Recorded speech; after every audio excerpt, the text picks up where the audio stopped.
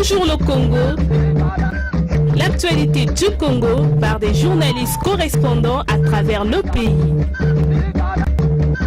Présentation Jean-Eudes Gongami Kembi. Bonjour à tous et bienvenue à vous qui nous écoutez au Congo et dans le monde via notre site internet. Bonjour le Congo, ce sont les voix du Congo pour le monde, le tour des correspondants à travers le pays pour les infos les plus fraîches des villes et départements du Congo. Dans cette émission, nous irons dans la ville de Madingu, dans le département de la Bouenza, qui a enregistré des cas de décès dus à des accidents de moto. Jimmy Bitemo Mwanza, notre correspondant à l'UTT, s'y est rendu. Les motos font aussi parler d'eux à Kinkala, dans le département du Poul, où l'on note une recrudescence des taxis-motos. Le maire de la ville tape du poing sur la table pour interdire définitivement la mise en circulation de ces taxis-motos dans la ville. Les détails avec Souverain de Bitodi, l'un de nos correspondants dans la ville de Kinkala. Il sera en ligne tout à l'heure. Un éléphant percuté de plein fouet par un bus dans le département de la Sangha, au nord du Congo. Le pachyderme est mort sur le champ. Les paysans se sont jetés sur l'animal avec leurs couteaux en signe de vengeance pour les ravages de leur culture souvent occasionnés par les éléphants. Les éco-gardes sont intervenus. Marie-Bella, notre correspondante à Ouesso, chef-lieu du département de la Sangha, nous donnera les détails tout à l'heure. Nous ouvrons cette émission par la ville de Kinkala, dans le département du Poul, où les autorités municipales veulent en découdre définitivement avec le phénomène taxi-moto. Une réunion a d'ailleurs été convoquée à cet effet. Souverain de Bitodi, bonjour. Vous êtes l'un de nos correspondants dans la ville de Kinkala. Il semble que cette affaire de taxi-moto est une vraie nébuleuse. On interdit aujourd'hui, ça revient demain. Et cette fois-ci, est-ce qu'on peut penser que c'est la bonne? C'est une interdiction pour le moins énergique. Bonjour Jean-Eudes, bonjour le Congo. Oui Jean-Eudes, nous sommes rassurés que cette fois-ci c'est la bonne. Car juste au lendemain de l'annonce de l'interdiction de voir les taxis-motos continuer à exercer à Kinkala, les rues étaient vidées de Jakarta transportant les clients. Le maire de Kinkala, M. Joseph Kifwa, a cette fois-ci convié les services de l'ordre, notamment la police et la gendarmerie à la réunion, en leur demandant d'interpeller et d'arrêter toute personne qui s'intéresse à poursuivre cette activité, Jean-Eudes. Quelle est la goutte d'eau qui a fait déborder le vase, souverain? Comme vous le savez, Jean-Eudes, la loi reste la loi. Et quiconque s'oppose à la loi est coupable vis-à-vis de celle-ci. Dans le passé, pendant que Kinkala était encore une communauté urbaine, Madame le maire Anne-Marie Malonga, père son âme, avait interdit ce commerce de taxi-moto conformément au décret ministériel interdisant cette pratique, ce qui fut fait. Mais depuis que la crise économique du pays et la situation sécuritaire qui a prévalu dans le Poul, le phénomène avait refait surface jusqu'à l'arrivée du nouveau maire, M. Joseph Kifwa, depuis que Kinkala est devenue la commune en plein exercice. Le maire a d'abord convoqué une réunion avec ses conducteurs de taxi-moto. Après de nombreuses sensibilisations à la radio et les conseils répétés des agents de la direction départementale des transports terrestres du Poul. Mais ces chauffeurs se sont entêtés et ont même commencé à exercer cette activité au su et au vu de tout le monde. Bravo ainsi l'autorité établie. C'est donc cette recrudescence qui a entraîné M. le maire à prendre cette décision pour arrêter définitivement ce phénomène. Peut-on craindre, souverain, que l'interdiction des taxis-motos ouvre la voie à un chômage de masse chez les jeunes, avec les conséquences qu'on peut imaginer? Il est vrai, Jean-Eudes, que cela peut conduire beaucoup de jeunes qui ne vivaient que les taxis-motos à ne plus avoir de quoi se nourrir ou nourrir leur famille. Mais avant les taxis-motos, les jeunes vivaient comment? C'est la question qu'il faille se poser. Certains jeunes qu'on a abordés se justifient en disant qu'ils possèdent dans les chantiers initiés par l'État dans le département du Poul pendant et après la municipalisation. Là aussi, il faut de poser la question, mais avant la municipalisation, que faisaient donc ces jeunes? Qu'est-ce qu'ils devraient faire après l'arrêt de ces chantiers, Jean-Eudes? Mais malgré le chômage, ces conducteurs de taxi-moto peuvent se lancer dans d'autres activités de développement qui ne sont pas donc interdits par la loi. Alors, dites-nous, souverain, avant la mesure actuelle de la municipalité, qu'est-ce qui donnait aux taxis-motos le droit d'exercer leur activité? Les taxis-motos ont commencé à exercer dans la ville sans qu'il y ait une autorité compétente ayant donné l'autorisation. Mais c'était aussi par rapport à la municipalisation accélérée du Poul, Kinkala 2012.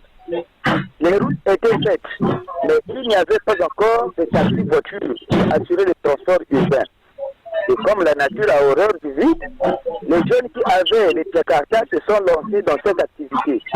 Et à l'arrivée des taxi-voitures, Madame le maire de la communauté urbaine de Kinkala avait donc arrêté le phénomène de taxi-moto en faveur de taxi-voitures pour régulariser les transports urbains en incitant les jeunes Jakartamens de suivre des formations pour avoir des permis et se convertir en taximens conduisant des voitures. On se souvient même, en ce temps-là, Jean-Eudes, qu'un délai leur avait été accordé en ce temps-là pour exercer les taxis-motos afin d'avoir l'argent et passer leur permis de conduite de voiture. Merci à vous, souverain de Bitodi, pour votre intervention depuis la ville de Kinkala, dans le département du Poul, où vous travaillez, je le rappelle, pour la radio communautaire qui diffuse cette émission Bonjour le Congo tous les mardis à 19h25. Les motos ont encore fait parler d'eux à Madingu. Cette fois-ci, c'est dans le département de la Bouenza. Là-bas, ce sont des accidents à répétition qui ont été occasionnés par des taxis, motos, communément appelés Jakarta, et des accidents qui ont fait plusieurs morts. Alors, Jimmy Bitemo Mwanza, bonjour, vous êtes notre correspondant dans la ville de Lutete, mais vous vous êtes rendu à Madingu pour la circonstance, pour constater les faits. Pouvez-vous nous en relater? Bonjour le Congo, bonjour chers auditeurs, bonjour au panel des correspondants de l'émission Bonjour le Congo. La problématique de transport des personnes et certains colis se pose avec acuité dans l'ensemble du département de la Bouenza. Pour tenter de faciliter le déplacement des usagers de la route, il est installé à l'intérieur du département une chaîne des transporteurs des taxis-motos, communément appelés Jakarta. Seulement force est de constater, Jean-Eudes, avec beaucoup d'amertume, que malgré les services rendus par ces motos Jakarta, elles ne cessent d'endeuiller nombreuses familles. En effet, les derniers accidents mortels remontent entre le 3 et le 10 septembre 2018, où 5 personnes ont trouvé la mort. Les 3 premiers accidents de la semaine dernière se sont produits au cœur même de la ville de Madingu. La première victime partait de la gare de Madingu pour la poste. Le conducteur de la moto Jakarta a terminé sa course dans un caniveau. S'agissant de la seconde victime, elle a terminé sa course en se fracassant sur les garde-fous placés à côté de la station service SNPC situé à quelques mètres du rond-point boulevard de Madingu. La troisième victime, quant à elle, réparateur des motos Jakarta, rescapé d'un premier accident au cours de cette même année, a terminé cette fois-ci sa course dans un caniveau de la ville de Madingu. Enfin, le dernier accident des motos Jakarta qui boucle la série de cette page sombre, Jean-Eudes, a fait 2 morts, une femme et un homme sur la route lourde reliant Brazzaville et Pointe-Noire. L'accident s'est produit dans le district de Madingu le lundi 10 septembre 2018.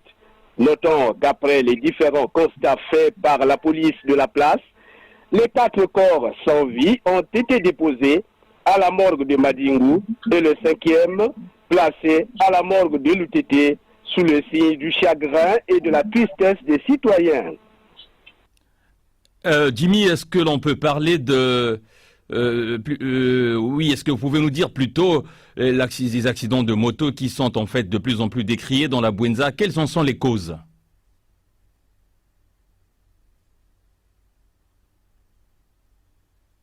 devant ce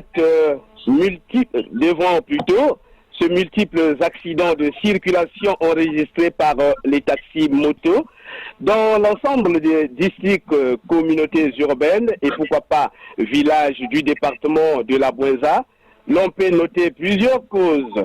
Tout d'abord, Jean-Eudes, il faut signaler qu'au milieu de cette jeunesse qui exerce ce transport des taxis motos, vous trouverez au moins 75% des jeunes qui ont quitté le banc de l'école très précoce. Pour la grande majorité, il leur manque les notions même les plus élémentaires du code de la route. Il faut ajouter à ce triste constat l'excès de vitesse, la consommation d'alcool et d'autres produits dopants pendant les heures de transport, sans oublier le mauvais état de route. Est-ce que l'on peut parler de faiblesse en matière d'encadrement juridique de la mise en circulation de ces motos? Cette question a son prix d'or, Jean-Eudes, car un adage nous enseigne que vaut mieux avoir une tête bien remplie qu'avoir une tête pleine. Cependant, force est de constater qu'il y a justement une faiblesse du côté des agents en la matière qui, naturellement, devrait assurer l'encadrement juridique et de la mise en circulation de ces motos afin de réduire le nombre de victimes qui s'accroît au fil des années. Il est autant vrai que chaque métier nécessite un encadrement adéquat pour éviter de glisser dans l'amateurisme. Or, pour le cas précis, cette catégorie des transporteurs manque un réel encadrement et un réel encadrement juridique et même informel. De ce fait, loin de parler de l'anarchie qui règne dans la mise en circulation des motos Jakarta, il est urgent, Jean-Eudes, de canaliser ce secteur qui offre quelques dividendes à la jeunesse en quête d'emploi en cette période de vaches véritablement maigres. Et pour en arriver à cette marque de confiance, les agents chargés aux questions de transport et sécurité routière doivent mettre sur la balance du succès leur intelligence pour encadrer de façon permanente cette couche sociale qui exerce le métier au risque et péril de la vie des citoyens. Une dernière question, Dimi, sur ce sujet. Dites-nous si des mesures ont été prises par les autorités après ces accidents.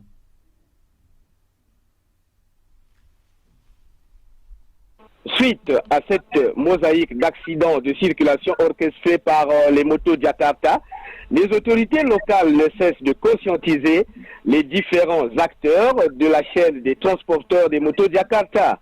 Raison de plus, quelques mesures ont été prises pour sécuriser la vie des usagers de la route, notamment le port du casque de protection, interdiction formelle des doublons sur la moto, pas de musique et une vitesse de 30 à 40 par heure a été autorisée.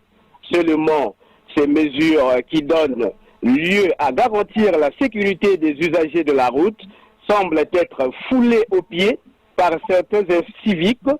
Nous osons croire que pour mettre en musique toutes ces mesures de sécurité, la police et d'autres services habilités doivent sortir de leur mutisme car la société a besoin des hommes et non des cimetières. Merci bien, Dimi, pour vos précisions concernant ce sujet, mais vous restez avec nous puisque vous en évoquez un deuxième. Celui-là, il est culturel. Un groupe de musique traditionnelle, il s'appelle Songazola. C'est un groupe de légende. Il a électrisé les habitants de la ville de Lutete la semaine écoulée.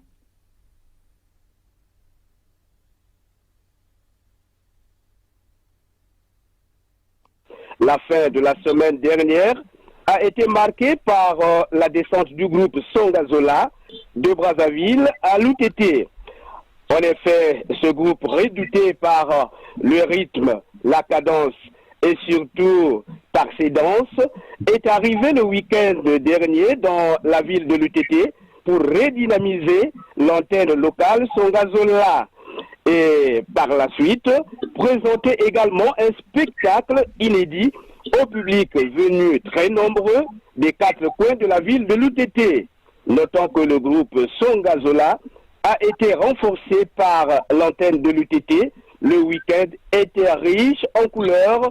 Les membres du groupe Songazola sont repartis à Brazzaville avec un carnet d'adresses bien garni en raison du jumelage des cultures qui n'est plus à démontrer entre le département de la Bouenza et le département du Poul.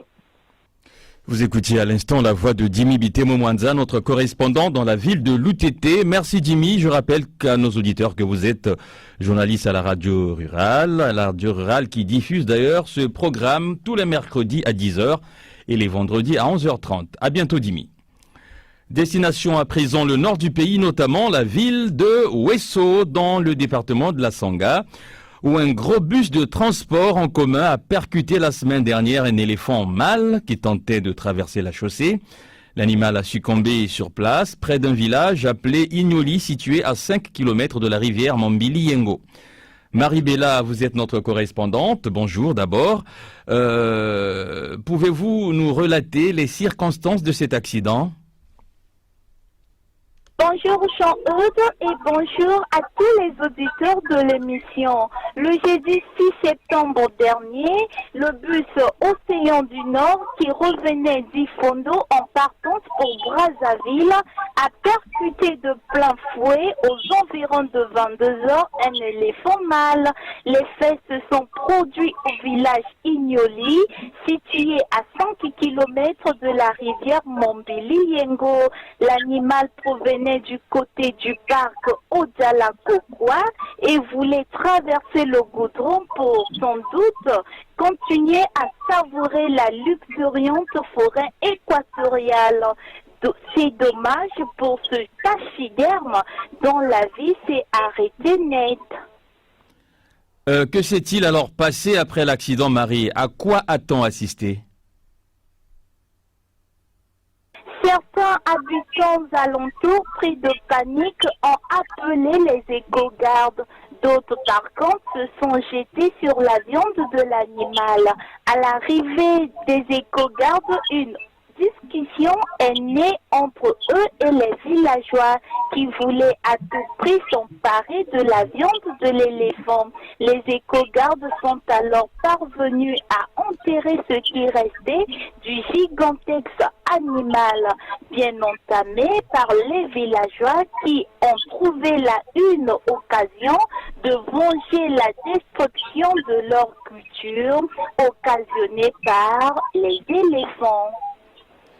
Merci Marie pour ces détails, mais aucune vie arrêtée nette par contre par le feu qui s'est déclaré dans une maison située au camp ATC à Ouesso. Pouvez-vous nous relater les faits qui se sont produits là-bas?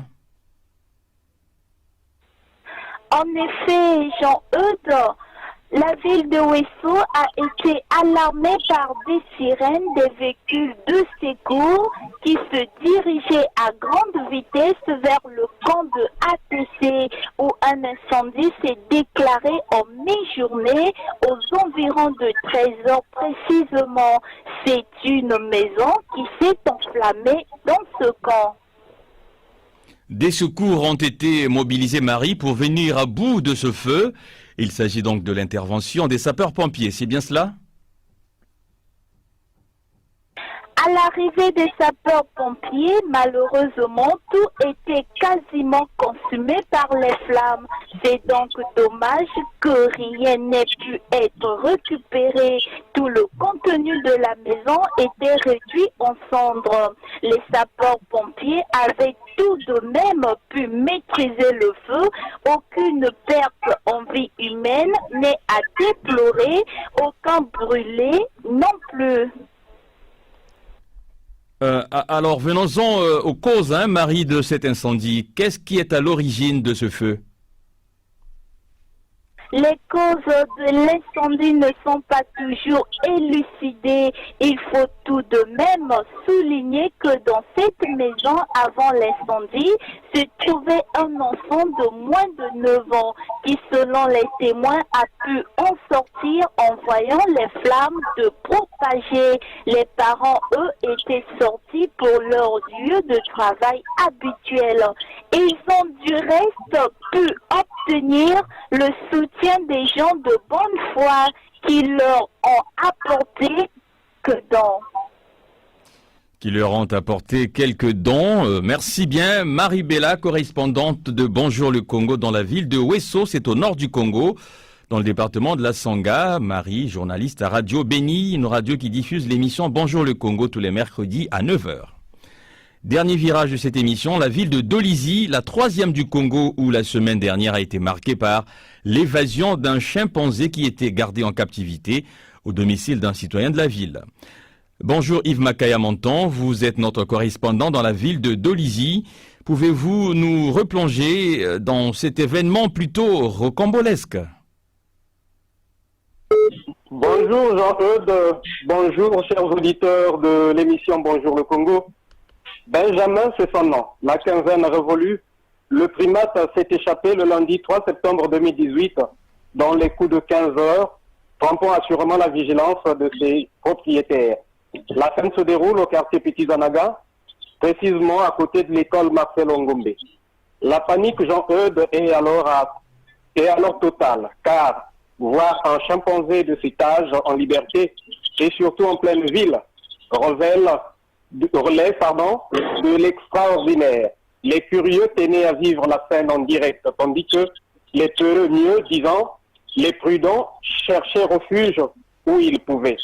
Ce qui remontait le stress chez le primate. Aux environs de 20 heures, dans le secteur d'Ipicine, toujours au quartier Petit Zanaga, le jeune Fred Ibwanga, 33 ans, n'ayant pas l'information que un primate dans la journée s'est échappé de sa captivité, faisait ses achats sans crainte à un kiosque pour sa femme qui venait d'accoucher. Surpris par le primate, Fred a été griffé et mordu par ce dernier aux bras et aux jambes. Alertés, les agents de la direction départementale de l'économie forestière du Niari ont pu maîtriser l'animal et l'ont replacé dans son cage chez ses propriétaires. Alors, une question essentielle que tout le monde se pose, Yves, est-ce que dans la ville de Dolisie, des informations filtraient faisant état de la domestication de ce primate par un citoyen? Les témoignages recueillis, Jean-Eudes, auprès d'une enseignante du semi-septième, un établissement scolaire juxtant l'école Marcel Ongombe, fait état de ce que ce primate était à sa deuxième tentative d'évasion. La première remonte à 2017. Nous pouvons donc dire que oui, l'information filtrée. Où se trouve l'animal actuellement et quel est l'état de santé de la personne qui a été agressée que l'animal a agressé dans sa folle course? L'animal se trouve actuellement au sanctuaire à chimpanzé de Timpunga, à quelques encablures de Pointe-Noire. Aux dernières nouvelles, Jean-Eudes, le jeune Fred est en train de suivre ses soins et ses jours ne sont pas en danger. Dernière question, Yves, pour terminer ce dossier. Dites-nous à présent si les responsabilités ont été établies par les autorités. Des sources dignes de foi, une plainte a été déposée au tribunal de grande instance de Dolisie contre le propriétaire du primate par le projet d'appui à l'application de la loi sur la faune sauvage, PAL sans sigle, faisant valoir la violation de l'article 27 de la loi interdisant l'importation, l'exportation, la détention des espèces intégralement protégées.